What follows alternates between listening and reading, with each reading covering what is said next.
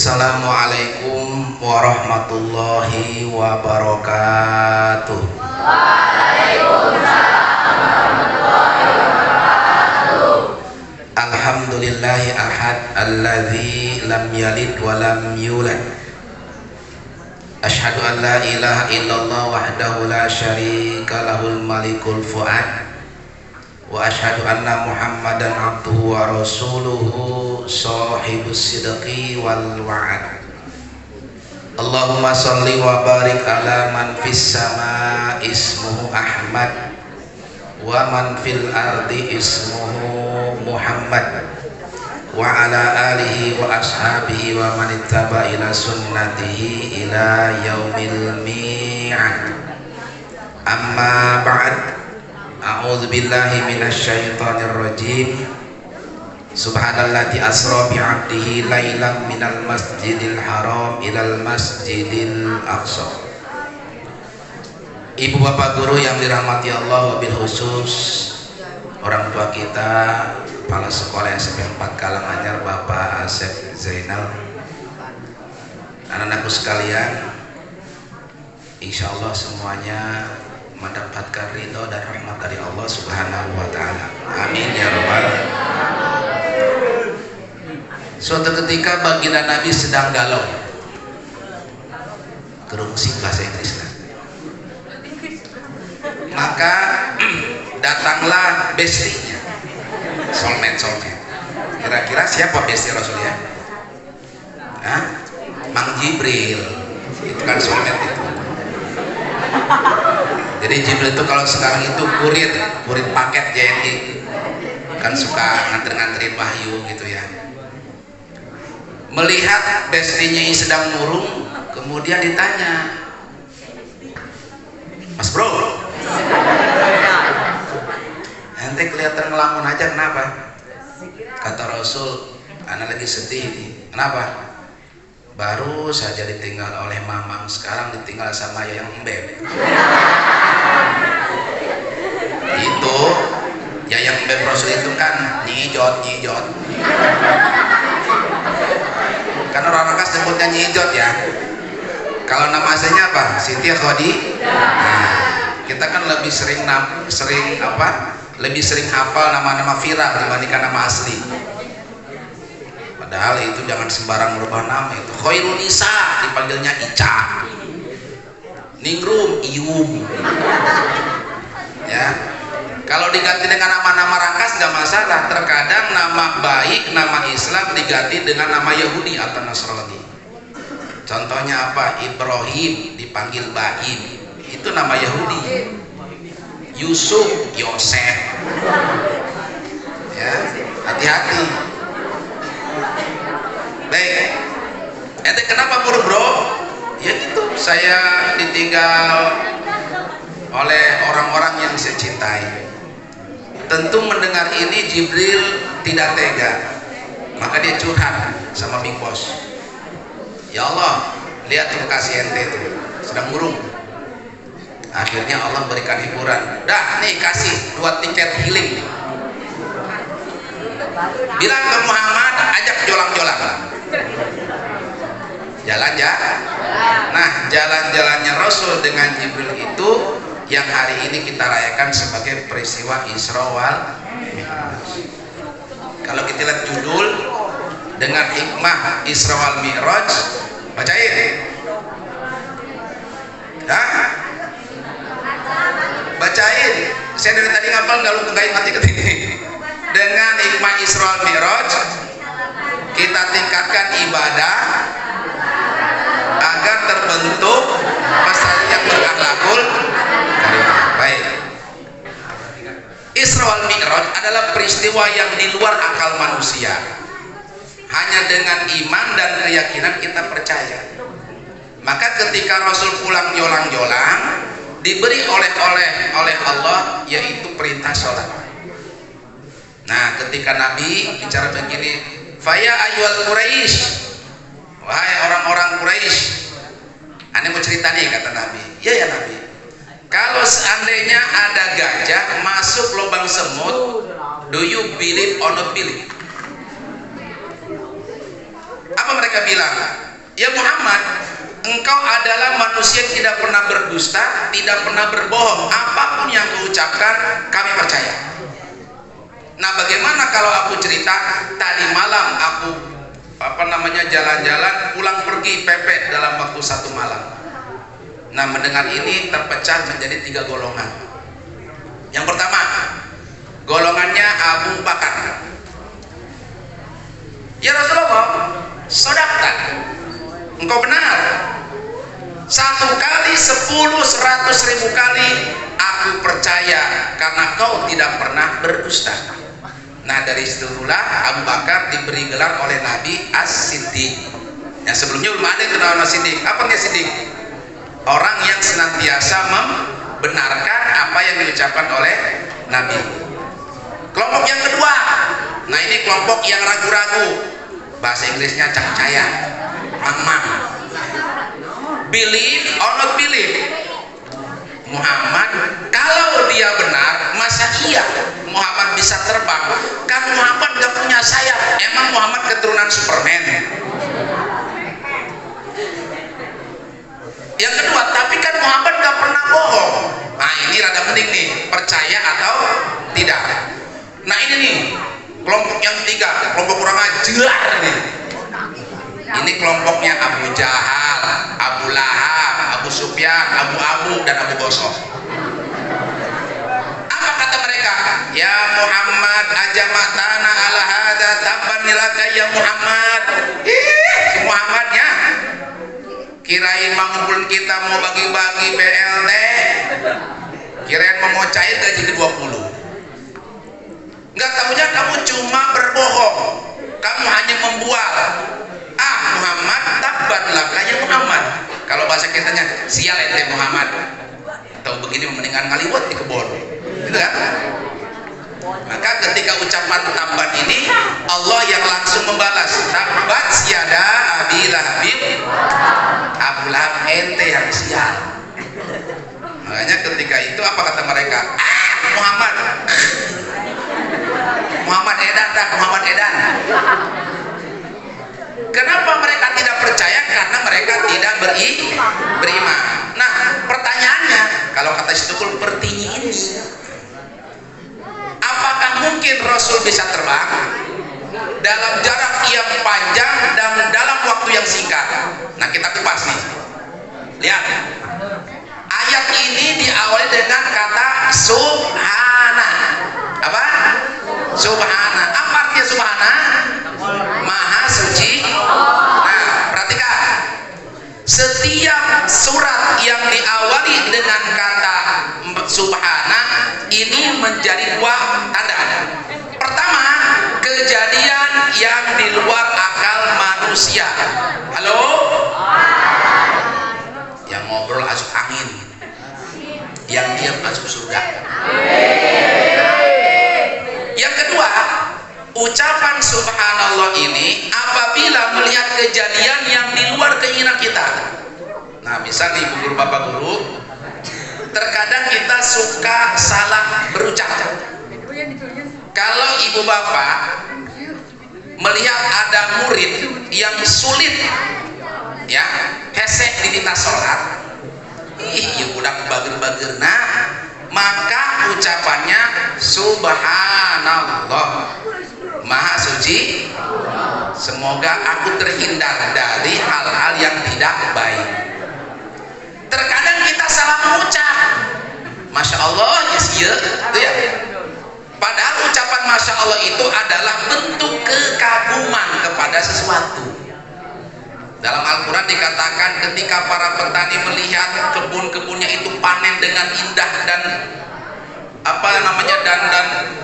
dan banyaknya mereka mengucap masya Allah. Nah, jadi jangan salah ucap ya. Jadi kalau kita melihat sesuatu yang di luar kemampuan dan di luar kehendak, jangan ucapkan masya Allah ya udah. Itu artinya ya Allah, saya kagum punya murid yang tidak mau sholat. Ini salah ucapan, awas. Baik, jelas? Oke. Yang kedua, peristiwa Isra wal Mi'raj adalah peristiwa yang di luar akal manusia. Tidak ada satu manusia pun yang bisa terbang. Makanya Saya ingin kasih contoh begini. Sekarang jam berapa? Jam 9. Anak-anak, ibu bapak guru, dari hari ini, dari saat ini, kita ada di kelas ini sampai maghrib. Kira-kira dari jam 9 ke jam 6 lama enggak? Lama kalau kita nunggu jam berputar sendiri. Sekarang bagaimana caranya supaya jam itu cepat berputarnya? Jam 9 ke jam 6. Maka saya putar dengan tangan saya. Cepat apa lama? Cepat. Nah, Rasul ketika Mi'raj tidak jalan sendiri tapi diperjalankan. Ada kata asro. Satu, jelas? Yang kedua, dari sisi ilmu pengetahuan, kita belajar ilmu alam ya. Kita lihat, perjalanan itu dimulai dari mana ke mana? Dari Masjidil Haram ke Masjidil Aqsa. Dari Mekah ke Palestina itu jaraknya 1.500 km. Melewati beberapa negara Arab. Kalau dari sini mungkin dari sini ke Banyuwangi lah, ya, ujung Jawa sana. Buruk, Manuk Buruk, ya, itu punya kecepatan 300.000 mil per detik. 1 mil itu kira-kira 1,7 kilo. Jadi kereta cepat kalah jauh. Nah, itu dari Mekah ke Palestina perjalanan darat. Oke, itu nggak terlalu istimewa. Sekarang kita hitung perjalanan dari bumi ke langit, Sidratul Muntaha, Lauhil Mahfud, ujungnya ke arsy Allah. Oke, ini penelitian nih. Justru yang meneliti itu orang-orang yang tidak beriman, orang-orang kafir. Itu ada di Amerika yang namanya lembaga NASA. Kamu tuh orang pernah dengar ya? Itu yang suka mengorbitkan astronot ke bulan. Mereka mengukur begini, jarak dari bumi, kita belum bicara ke langit nih. Halo? Ada berapa planet jumlahnya? 9 dulu, sekarang 8 karena Pluto udah hilang. Ya, sudah disebut dengan planet lagi. Ada Uranus, apalagi Saturnus, Pluto, Mars, pokoknya Mars lah, Titanus kalinya ya. Jarak planet dengan planet kita lihat nih, jarak dari bumi ke matahari. Matahari itu adalah bagian daripada tata surya, Bima Sakti kita sebutnya ya. Itu jaraknya berapa? 93 juta mil atau 170 juta kilometer. Kalau kita mau nyampe matahari butuh waktu 17 tahun. Oke? Matahari itu ke planet yang lainnya, Jupiter itu masih jutaan kilometer lagi. Nah, ini masih di bawah langit lapisan pertama. Sekarang kita hitung. Langit pertama ke langit kedua itu jaraknya 500 tahun. Sekarang saya tanya, langit ada berapa lapis? 7. Berarti kalau 5 kali 7 berapa? 3.500, betul ya? Itu lapisan ke-7. Belum kita bicara Sidratul Muntaha, lebih tinggi lagi. Artinya kalau di total general perjalanan Rasul dari bumi ke Sidratul Muntaha itu butuh waktu 10.000 tahun. Pertanyaannya, siapakah nabi yang paling panjang umurnya? Ayo, Nabi Nuh. Nabi Khidir belum meninggal. Nabi Nuh itu umurnya 1000 kurang setahun. Siapakah nabi yang paling pendek umurnya? Baginda Nabi 63. Itu syariatnya. Tapi hakikatnya manusia yang paling panjang umurnya adalah baginda Nabi Muhammad sallallahu alaihi wasallam. Karena kalau dilihat dari kisah Isra dan Mi'raj, umur Nabi lebih daripada 10.000 tahun. Masya Allah. Nah, itu mukjizat. Jelas ya? Nah, baik, sekarang kita masuk ke judul. Sholat adalah ibadah satu-satunya yang langsung Rasul di WA yuk langsung ke atas. Tidak ada ibadah selain sholat yang bisa ditinggalkan. Puasa kalau sakit boleh untuk berbuka, kalau tua boleh untuk tidak puasa, tapi diganti dengan fidyah. Zakat kalau mampu wajib, kalau tidak berdosa. Ibadah haji bagi yang mampu, kalau tidak silakan. Tapi sholat pintu cacat. Jelas ya? Dalam kondisi apapun sholat itu harus dilaksanakan. Anak-anak, saya juga sekaligus minta doa. Ini sekarang ini saya lagi pemulihan ya. Jadi baru masuk bulan ke-7, karena kemarin waktu saya ibadah haji tahun kemarin bimbing haji, saya di Mekah dicium sama mobil truk. Jadi oleh-oleh dari Mekah itu bukan korma tapi tongkat. Ya, jadi waktu saya di sana bimbing, saya lagi jalan, terus saya pikir ada yang mijitin saya, tapi kok gas amat gitu. Pas saya nengok ke belakang ternyata mobil dump truk gitu, mobil sampah. Jadi pas saya gitu, kemudian saya jatuhnya itu ke kolong. Jadi, dan saya sadar ketika dilindas, ini masih ada stempelnya. Akhirnya saya masuk di kolong. Mungkin kalau kalian lihat videonya mah udahlah. Jangan kirim aja. Nah jadi ketika saya di kolong mobil itu, saya udah pasrah. Tapi saya sadar karena mobil itu masih jalan. Topi yang saya pakai itu pas ada di bawah ban belakang. Bukan truk biasa ya, dump truk yang belakang itu bannya ada 8 itu udah sampah. Maka ya ini oleh-olehnya. Saya di pen di sana, dioperasi. 1 bulan saya dirawat dan banyak hikmah yang saya dapatkan. Pagi-pagi perawatnya cantik-cantik memang dari Filipina. Hiburan.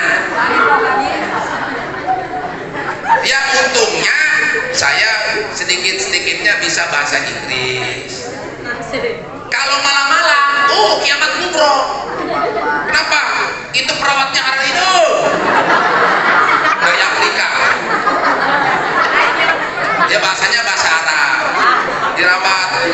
Kondisi saya itu udah repuk badan itu. Ini patah 2. Tapi tetap sholat gak bisa ditinggalkan. Nah ini alhamdulillah sudah masuk bulan ke-7 saya sudah bisa jalan. Ya, cuma belum bisa nendang aja. Saya bisa nyepak doang ya. Jadi kalau secara teori ortopedi itu 12 bulan baru bisa normal. Tapi karena alhamdulillah doa, saya sekarang sudah bisa jalan. Ya. Nah, ketika saya sedang sakit, tetap yang namanya sholat tidak bisa ditinggalkan. Ya. Bukan nama itu cak sholat itu. Kenapa? Karena proses perjalanannya luar biasa. Kenapa? Begitu istimewanya ibadah sholat, sampai-sampai Nabi langsung dipanggil oleh Allah. Lihat, ketika Isra wal Mi'raj, halo? Dengerin, Rasul melewati 3 dimensi alam. 1, alam nasyud. Apa? Tahu nasyud? Tuh kalau kamu pakai baju belum disetrika berarti bajunya nasyud. Oh kusut, itu mah kusut ya. Alam nasyud itu alam fisika, alam yang kelihatan. Kayak kita di alam fisika namanya nih. Oke ya. Yang kedua alam malakut, alam malaikat. Itu lapis pertama sampai ke-7 itu alam malaikat. Yang tertinggi alam laut, alam ketuhanan. Nah itu lapaknya Allah itu paling tinggi. Jadi kalau kita lihat peristiwa Mi'raj ini luar biasa. Perhatikan. Lapis pertama sampai lapis ke-7 itu Nabi bertemu dengan beberapa nabi. Dari Nabi Adam, Isa, Yahya dan seterusnya. Ketika Nabi bertemu dengan Nabi Yusuf, apa kata Rasul? Nadartu Yusuf akan lailatul badri. Saya melihat wajah Yusuf itu seperti malam Lailatul Badar. Apa yang kamu tahu tentang Yusuf? Ayo. Gantengnya luar biasa. Dalam surat Yusuf, saking tampannya itu Nabi Yusuf, wanita-wanita tidak terasa itu jarinya dipotong karena terpesona melihat wajahnya Nabi Yusuf. Nah, kalau bahas sekarang tema.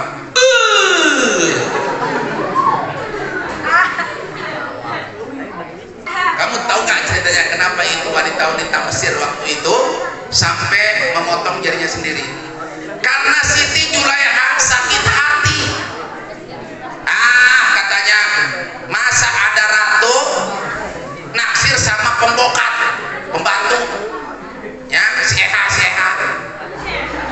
Akhirnya Siti Julaiha sakit hati. Perempuan kalau sudah sakit hati, hati-hati kalian. Apa kata si Eha? Delekan dia kuai, dibalas dia katanya. Akhirnya semua dipanggil ke istana. Itu ada dalam surat Yusuf ya. Kemudian tiap orang dikasih satu pisau dan satu buah apel.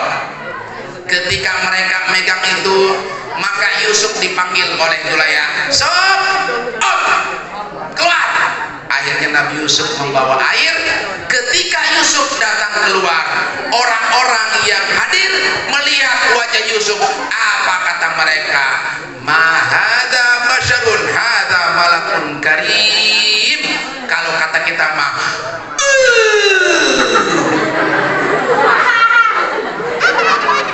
jadi kalau kita melihat sesuatu yang indah, ucapkan masya Allah. Ini melihat Ustaz ganteng bangsa.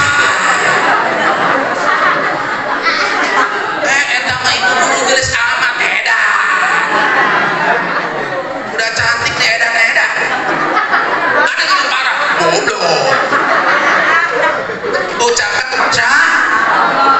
Jadi ketika mereka mengucapkan ini mah bukan manusia, ini mah malaikat. Ketika mereka mengucap itu tanpa terasa, yang mereka potong bukan apel, tapi yang mereka potong jari-jari mereka. Tidak terasa bagaimana perihnya karena saking terpesona. Kalian yang perempuan, kalian yang laki-laki yang suka lihat drakor, siapa bintang idola, setampan apapun itu laki-laki, kalian lagi nonton bintang film ya, curug hati cakma nyeri kene ngerasa. Nabi Yusuf tidak, ini mereka tidak terasa itu darah mengenang itu di ruangan itu penuh. Di balik tirai Siti Julaiha tertawa puas, akan tak dia. Kamu melihat Yusuf hanya sesaat, jadi kamu putus. Aing bal poe lihat Yusuf nonton modal. Akhirnya setelah puas, Yusuf disuruh masuk. Yusuf, masuk lagi kamu. Mereka masih terpana. Beberapa saat kemudian, ketika Yusuf sudah masuk, baru mereka merasakan ada yang janggal. Ketika terasa, oh lantai itu dingin, ternyata sudah penuh dengan darah. Itu jari utek-utekan. Setelah mereka sadar beberapa saat, barulah terasa sakit. Apa kata mereka? Sakit. Ya, pertanyaannya, Yusuf tampan? Ganteng. Tapi Yusuf dengan Rasulullah Sallallahu Alaihi Wasallam lebih tampan mana? Nah, di sini hebatnya. Allah menciptakan laki-laki dari timur ke barat itu 100%. Yang 25% itu diberikan kepada Yusuf. Yang 50% kumpul di wajahnya baginda Nabi. Yang 25% itu disebar ke seantero dunia. Eropa, Arab, Asia. Nah, saya kebagian 2%. Kira-kira ya. Kenapa? Di sini ada anak-anak yang kulitnya macam-macam. Ada yang hitam, ada yang kuning, ada yang putih. Padahal kulit asli Indonesia sama matang. Kita lihat sejarahnya. Jadi Rasul ketika bertemu dengan Nabi Isa, Nabi Adam, itu kok macam-macam kulitnya. Yusuf kulitnya kuning, Nabi Adam kulitnya putih. Nah, kita ini kan hasil apa? Adopsi semua. Lihat dalam Al-Quran, waja'alna dzurriyyatahumul baqin, dan kita ini dijadikan sebagai anak cucu siapa?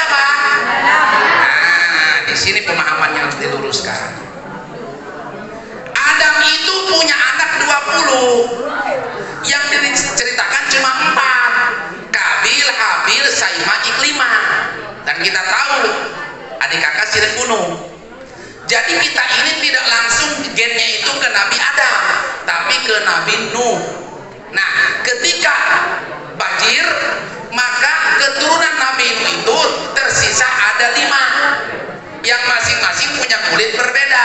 Disinilah menjadi cikal bakal yang namanya manusia penyebaran. Pertama, halo, Nabi Nuh punya anak kulitnya berwarna sofro, yellow, kuning. Di mana itu anak cucunya tersebar negara Arab, Saudi, Mesir, kemudian Maroko, kemudian mana lagi, Kuwait, Bahrain. Makanya orang-orang Arab itu kulit aslinya kuning langsat, turun Nabi Yusuf. Kalau orang sini kuning bangsat, kasar enggak. Yang kedua, warna kulitnya berwarna white abiyatun, putihnya putih kapas. Di mana itu tersebar? Di daerah Cina, Taiwan, Hong Kong. Makanya matanya sipit. Yang ketiga, warna kulitnya itu apa? Ayo, ahmar, homaro, red, merah. Kita nyebutnya bule. Di mana? Tersebar di Eropa, Belanda, Kanada, Swedia, India, Inggris, Jerman. Itu kulitnya bule-bule. Yang keempat, nah ini nih, very black, hitam, aswan. Di mana? Di Afrika, Kamerun, Ghana. Maka di Afrika itu warna kulit cuma 2, satu hitam, kedua hidung. Di Afrika. Nah, yang kelima, ini anak bungsu punya kulit berwarna brown alias sawo matang coklat. Di mana? Tersebarlah di wilayah Asia, Filipina, Thailand, Brunei, Singapura, Vietnam, Laos, dan halangannya. Makanya kita ini kulitnya rata-rata sawo matang. Pak Ustaz, kok si anu mah kulitnya putih, kok si anu mah kulitnya kuning, si anu mah ini. Kita kan dulu dijajah beberapa kali oleh beberapa negara, oleh Portugal, disebutnya bangsa Portugis, Spanyol, diletak Belanda 350 tahun, maka disebut dengan blasteran atau Indo. Saya ini blasteran ya, ibu Pandeglang Mama Serang, lahir di Rangkas, blasteran ya. Jadi itulah sejarah tentang asal muasal manusia. Nah, baru kita masuk, apa hubungannya sholat dengan akhlakul karimah?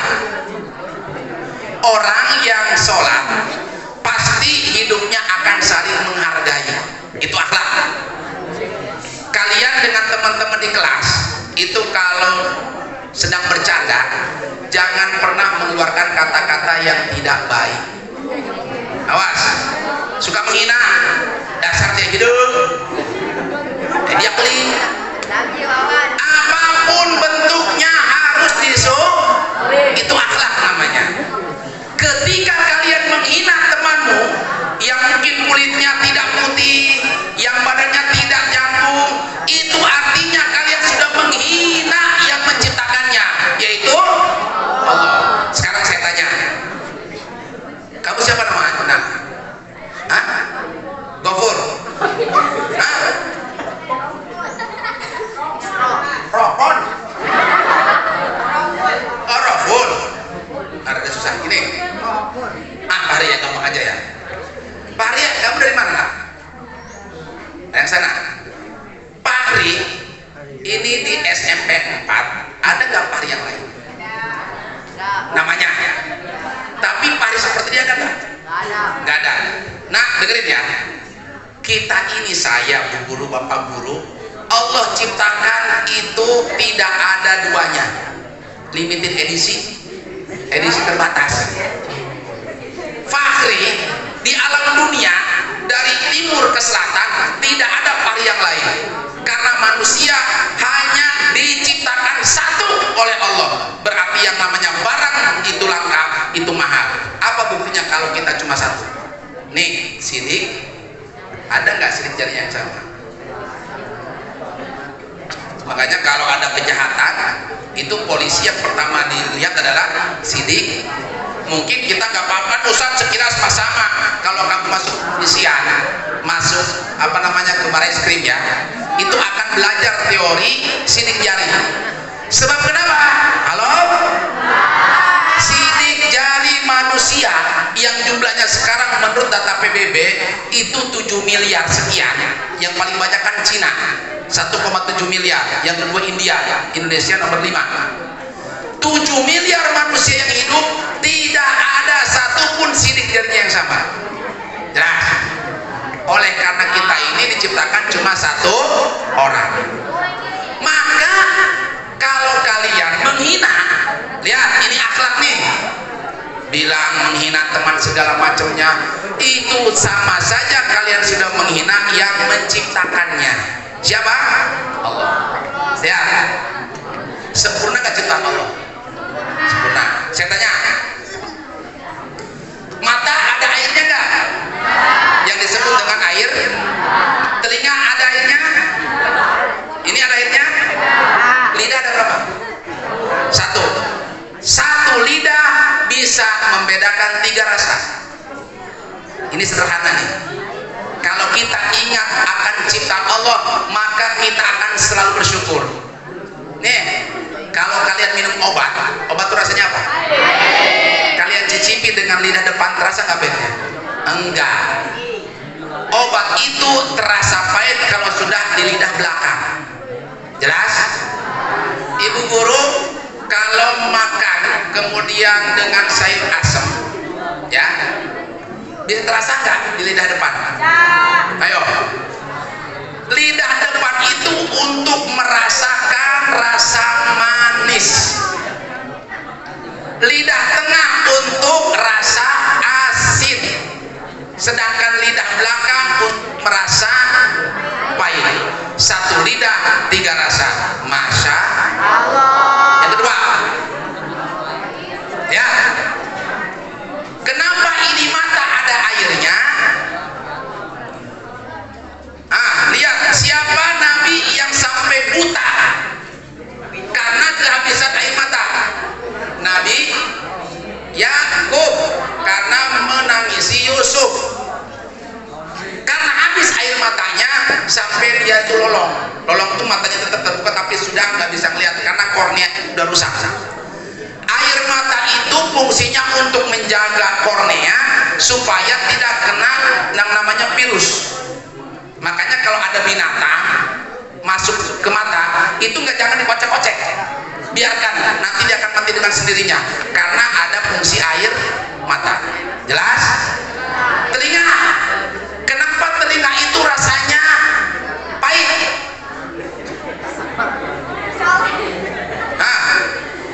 Allah Maha Sayang karena telinga itu terbuka. Kalau ini telinga airnya rasanya manis, kita kalau bangun tidur minum kusir.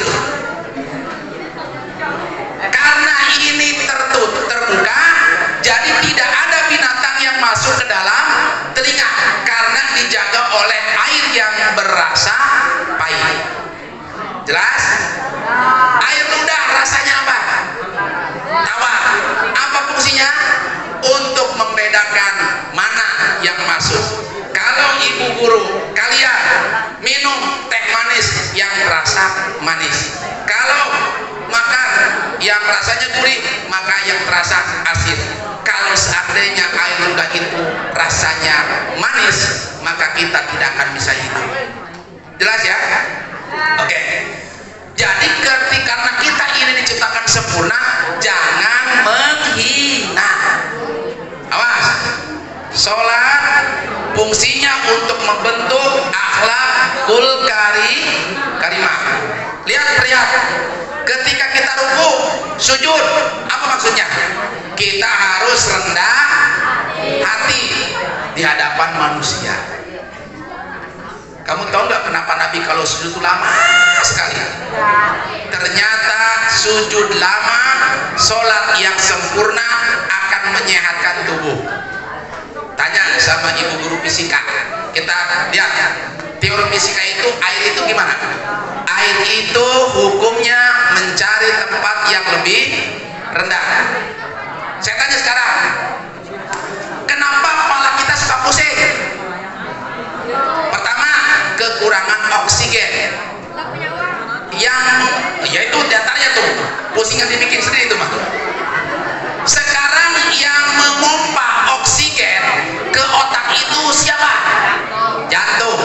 Sekarang saya tanya, ketika saya bicara duduk, kalian duduk, posisi jantung di bawah otak atau di atas otak? Di bawah. Maka pemompaan itu kan lebih susah.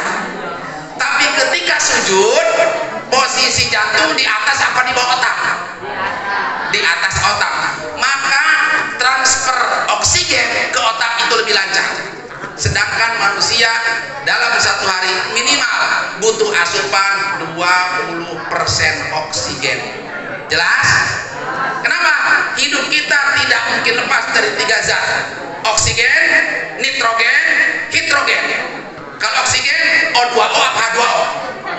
Nah, itulah pokoknya namanya. Oksigen kan udara. Tuh kalau kalian suka ngisi nitrogen ya di di ban mobil, itu kan akan mendinginkan. Jadi kalau oksigen diambil sekian persen, semua kita tidak akan bisa hidup. Ini aja kita akan berebut oksigen ya. Dengan kapasitas ruangan yang kecil, kita seperti kayak ikan cupang, gitu ya. Nah, oleh karenanya Allah memberikan rahmat dan karunia-Nya. Bagaimana manusia itu bisa hidup karena rahmat dari Allah Subhanahu. Oleh karena itu anak-anak, perhatikan, sholat 5 waktu. Kenapa? Dalam satu hari, satu malam kita 5 waktu. Karena sebelumnya perintah sholat 50. Siapa yang punya jasa sampai sholat itu 5 waktu? Nabi Musa. Karena Nabi Musa itu nabi yang kepo. Memang kadang-kadang Bu Guru, sifat kepo itu ada manfaat juga ya. Tapi Nabi Musa, kalau saja Nabi Musa tidak bertanya, Muhammad, kamu mau kemana? Gak tahu ini, pokoknya saya dipanggil saja. Udah, pokoknya kalau ada sesuatu informasinya, oke. Nabi Musa itu orangnya kepo, pengen tahu urusan orang. Akhirnya turun, Muhammad, mana? Ini oleh-olehnya apa? Perintah sholat 50 waktu. Apa kata Nabi Musa? Comeback, balik deh kan itu. Orang kalangannya tidak akan sanggup 50 waktu dalam satu hari. Akhirnya balik lagi. Berapa? Diskon 5. Balik lagi. Sampai bolak-balik, seperti 3 tong ojek. Misali, itu pun disuruh nawar lagi. Kebayang gak coba? Kalau seandainya waktu itu peristiwa Mi'raj, perintah sholat 50 waktu dalam satu hari, saya nggak kebayang itu. Yang kasihan ibu guru nanti.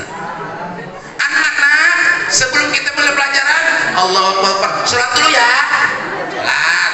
Anak-anak, kerjain PR ya. Allah, sholat dulu ya. Bayangin coba. Makanya 5 kali dalam satu hari. Nah, anak sekalian, oleh karenanya di dalam sholat itu mengajarkan bagaimana kita memperlakukan teman-teman kalian, guru-guru kalian dengan sifat dan akhlak yang baik. Gimana contohnya? Lihat nih, ada 3 doa. Halo? Ada 3 doa yang tembus ke lapisan ke-7. Pertama, doa ibu kepada anaknya. Yang kedua, doa istri kepada suaminya. Yang ketiga, doa anak perempuan kepada orang tuanya. Semuanya ibu-ibu. Kalimat kebahagiaan. Kenapa coba? Karena perempuan adalah makhluk yang begitu dimuliakan. Nah, oleh karenanya ketika Rasul di tengah jalan itu dicegat sama iblis. Muhammad, wahai Muhammad. Iblis ngasih 2 pilihan. Yang pertama, Muhammad, kamu pilih mau susu, mau racun. Riwayat yang lain, mau madu, mau racun. Nabi memilih madu. Kalau waktu itu Rasul memilih racun, kita tidak akan selamat karena racun itu adalah keburukan. Maka Nabi memilih madu. Nah, ibu saya tanya sekarang, mau di madu atau di racun? Di madu, jadi ikan hati. diracuni mesti baik gitu ya.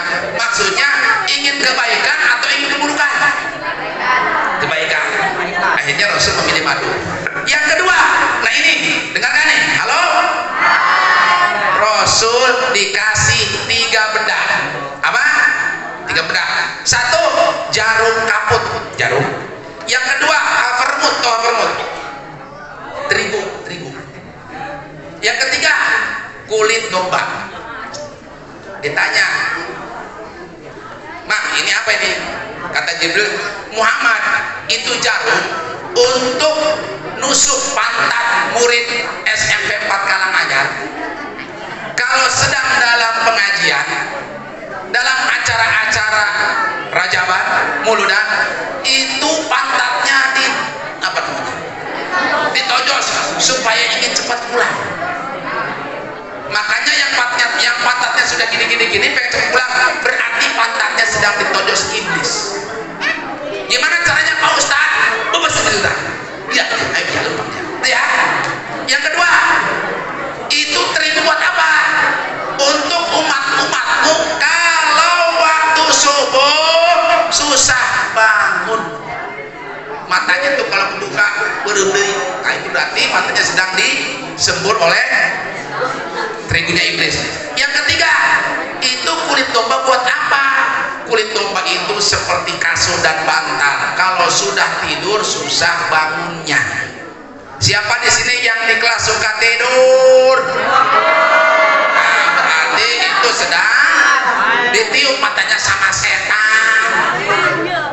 Makanya kalau kita sedang ada musibah, jangan suka mengucapkan wah satu juri doang ya. Tidak, ucapkanlah innalillahi. Jelas ya, itu adalah Allah. Sekali lagi, ucapan sholat, gerakan sholat itu akan membentuk kita menjadi seorang anak yang berakhlakul karimah. Nanti kita sholat duhur nih, usolli fardhu duhri sampai terakhir lillahi, dari kita ruku, sujud, julus sampai salam. Nah, sekarang saya tanya, kita masih banyak sholatnya yang belum sempurna. Contoh, kalian kalau salam, kan kita suka sholat jemaah ya. Kapankah seorang makmum itu mengucap salam? Ayo, karena sholat kita banyak yang tidak benar nih. Makmum mengucap salam setelah imam selesai salam yang kedua. Hati-hati. Apa ancamannya? Siapa yang mendahului imam ketika berjamaah, maka dia akan dirubah kepalanya menjadi kepala kuda. Nauzubillahi min dzalik. Contoh, saya imam, kalian mau setelah selesai Assalamualaikum warahmatullahi, Assalamualaikum warahmatullahi, barulah kalian sebagai makmum salam. Jelas? Jadi jangan salam dulu sebelum imam salam yang kedua. Kemudian yang kedua, kapankah wajah ini bergerak? Banyak sekali rata-rata wajah bergerak, salamnya belum selesai. Contoh, Assalamualaikum warahmatullahi, Assalamualaikum warahmatullahi. Sholat seperti ini harus diulang.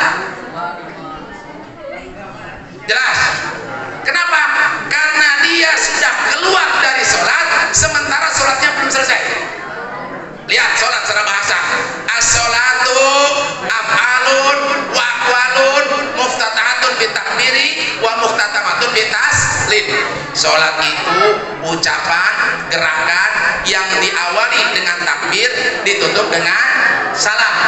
Kalau salamnya itu rusak, otomatis sholatnya juga nggak sah. Jadi gimana Pak Ustadz salam yang benar? Perhatikan belakang. Halo, siap. Saya nanti kalau ditanya di Yaumul Qiyamah, kenapa itu anak-anak SMP 4 itu sholatnya nggak ada yang benar? Saya sudah bebas karena sudah menyampaikan salah sorangan maupun sorangan. Ya, urusan sholat harus tegas. Ini hukum. Supaya nanti saya juga tidak diminta pertanggungjawaban sama Allah. Perhatikan, salam itu dilakukan selesai mengucap. Lihat ya. Assalamualaikum warahmatullahi. Assalamualaikum warahmatullahi. Jadi selesai mengucap kum baru wajah bergerak. Jelas? Kenapa? Karena kalimat assalamu Assalamualaikum itu masih dalam rangkaian sholat. Makanya mengucap warahmatullah itu hukumnya sunnah. Jadi kalau kalian cuma assalamualaikum, assalamualaikum, sah sholatnya, tapi tidak dapat pahala sunnah. Jadi yang wajibnya itu assalamualaikum. Selesai mengucap kum baru bergerak. Assalamualaikum warahmatullah. Jelas? Ayo kita praktekkan bareng-bareng ya. Siap. Assalamualaikum warahmatullahi wabarakatuh. Assalamualaikum warahmatullahi. Jelas ya?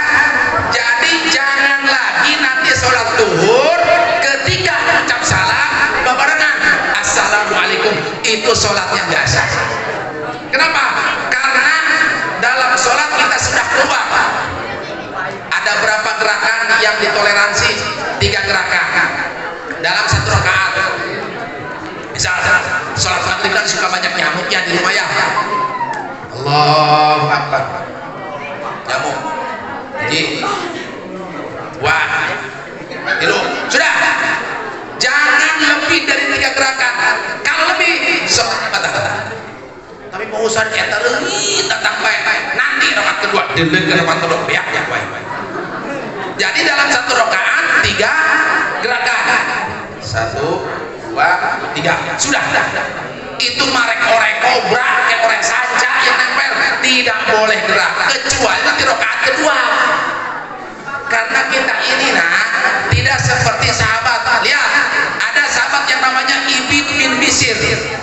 Saking khusyuknya sholat, ketika beliau menjaga Nabi yang tidur, itu anak panah nancep 3 di tubuhnya, tapi sholatnya tetap.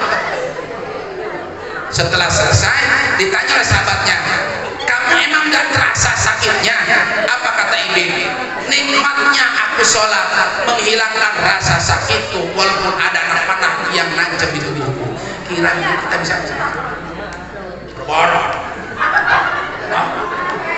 Makanya khusus sholatnya 2, khusus hati, khusus badan. Kalau khusus badan, ibu, kita masih bisa lah. Nah, makanya sekarang kan bentuk mukena itu beda. Dulu makan orang tua mukenanya kan langsung ke bawah, long dress ya, lebih aman. Sekarang kan tekor ngadekan mukena, apalagi sholat taraweh. Perhatikan perempuan ya, ini masalah penting, masalah fikih. Kita mah laki-laki pak, kepala, aurat kita mah dari pusat ke lutut. Artinya kalaupun kita cuma sholat pakai celana kampret doang, yang penting untuk pusat dengan lutut, sholat kita mah cuma tidak sopan doang. Tapi kaum istri, kalian yang perempuan, jangankan 5-10 lembar, 1 lembar rambut itu nolol, Allah gak suka. Sepakat sholatnya gak sah. Makanya kalau mukena itu jangan asal mukena. Sekarang kan mukenanya kan licin-licin ya, bentuknya beda-beda. Terus tekor. Jelas ya? Makanya ini hati-hati nih. Rambut kelihatan 1 molol, tidak sah sholatnya. Maka sebelum sholat yang rapi, rambutnya diikat. Kalau nggak ada pakai celana jepang selain gitu. Yang penting rambut tidak kelihatan. Kesalahan yang kedua ibu-ibu nih, ketika mau sujud, hati-hati. Di atas sajadah ini jangan terhalang mukena. Jadi sujudnya jangan di atas mukena, sujudnya di atas sejadah. Kalau sujudnya di atas mukena, sholatnya tidak sah. Kenapa? Karena jidat nempelnya di mukena yang bergerak. Makanya orang tua dulu mah bener-bener aman sholatnya karena mukena itu langsung bawa jidat kiri. Sekarang makan mustahil ada yang mukena. Apalagi sholat taraweh, lumayan kalau pakai celana. Kalau enggak, kan rata-rata kan. Nah makanya hati-hati di dalam sholat. Apa maksudnya? Ternyata gerakan sholat ini pun akan melatih kita menjadi manusia yang berakhlakul karimah.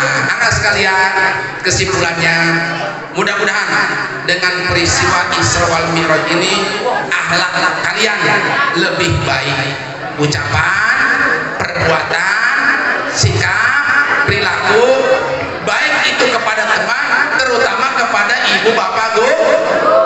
Perhatikan ya nak ya, ibu guru, bapak kepala sekolah, ketika marah kepada kalian bukan marah karena benci, tapi karena sayang sama kalian. Kamu ingat gak? Iblis bisa menyerupai orang tua, tapi iblis tidak bisa menyerupai guru. Hati-hati nih. Ilmu kalian tidak akan berkah, tidak akan manfaat kalau tidak hormat kepada guru. Jelas? Sekarang ini kenapa kadang-kadang Pak Kepala kita jadi serba salah menghadapi wali murid?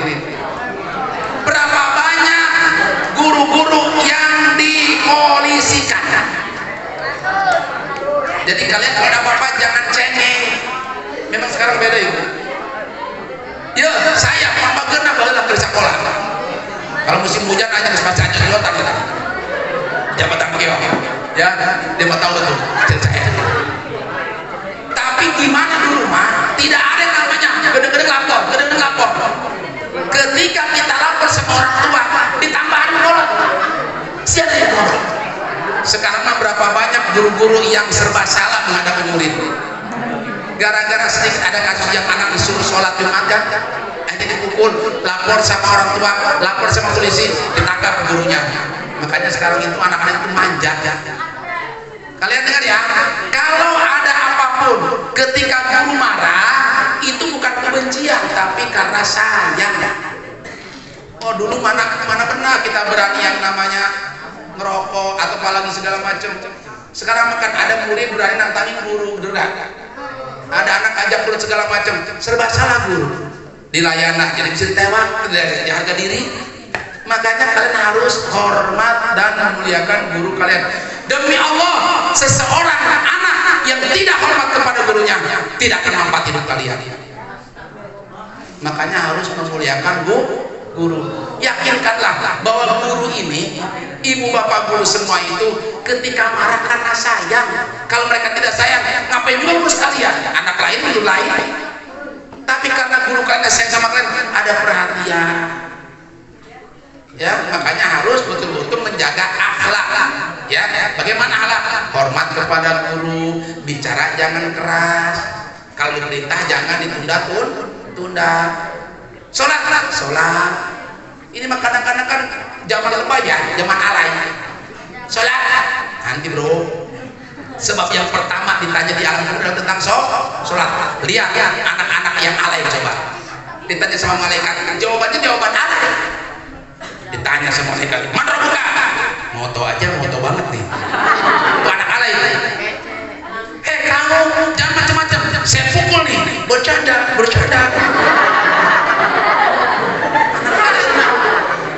Kalau kamu tidak bisa menjawab pertanyaan, neraka.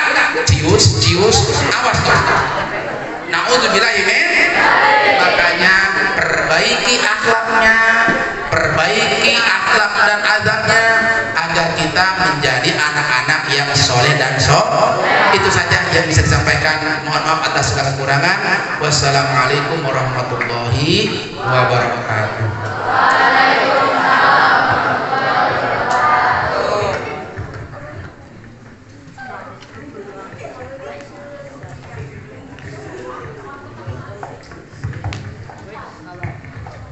Waalaikumsalam warahmatullahi wabarakatuh.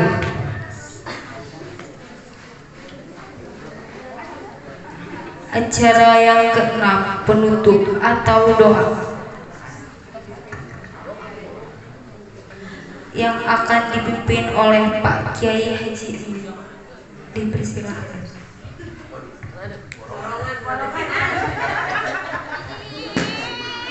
Allahumma salli wa barik ala sayyidina Muhammadin fil awwali wal akhirin wa barik wa sallim wa radiyallahu ta'ala an saadatina rasulillah ajma'in. Amin ya Allah ya mujibas sa'ilin. Allahumma ansurna wa anta khairun nasirin. Allahumma aftah lana wa anta khairul fatihin. Allahumma arzuqna wa anta khairur raziqin. Allahumma ighfir lana wa anta khairul ghafirin. Fa ya hayya qayyum ya rahman ya rahim. Ya Aziz ya Ghafar ya Hannan ya Mannan ya Dzal Jalal wal Ikram. Ya Allah, ampuni dosa-dosa kami ya Allah. Ampuni dosa kedua orang tua kami ya Allah. dosa guru-guru kami Allah. Ya Allah, berikanlah kekuatan dan kesabaran mereka dalam membimbing kami ya Allah. Ya Allah, pada hari ini kami berkumpul, kami mohon kepadamu, turunkanlah rahmat dan ridha-Mu ya Allah. Hanya kepadamu kami meminta ya Allah. Jadikanlah kami menjadi anak-anak yang soleh dan solehah. Jadikanlah kami menjadi anak-anak yang senantiasa taat kepada guru-guru kami ya Allah. Ya Allah, berkahkan hidupnya guru-guru kami ya Allah. Rabbana atina fid dunya hasanah wa fil akhirati hasanah wa qina adzabannar. Walhamdulillahi rabbil alamin.